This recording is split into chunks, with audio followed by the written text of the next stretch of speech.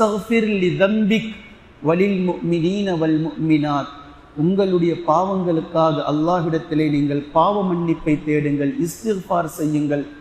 முஃமினான ஆண்களுக்காகவும் முஃமினத்தான பெண்களுக்காகவும் நீங்கள் பாவ மன்னிப்பை தேடுங்கள் என்ற இந்த 19வது வசனத்தை தான் 4 நாட்களாக நாம் பார்த்து வருகின்றோம்.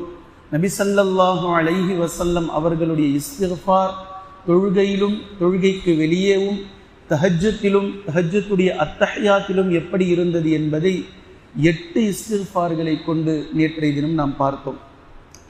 இப்போது இந்த இடத்தில் நபி ஸல்லல்லாஹு அலைஹி வஸல்லம் அவர்கள் மட்டும் பாவ மன்னிப்பை தேடவில்லை. இது நபிமார்களுக்கே இருந்த வழிமுறை என்பதையும் குர்ஆனிலிருந்து நம்மால் புரிந்து கொள்ள முடிகின்றது. நூஹ் அலைஹிஸ்ஸலாம் அவர்களுடைய இஸ்திக்ஃபாரையும் அவர்களுடைய பாவ மன்னிப்பை அல்லாஹ் தஆலா குர்ஆனில் பேசி காட்டுகின்றான்.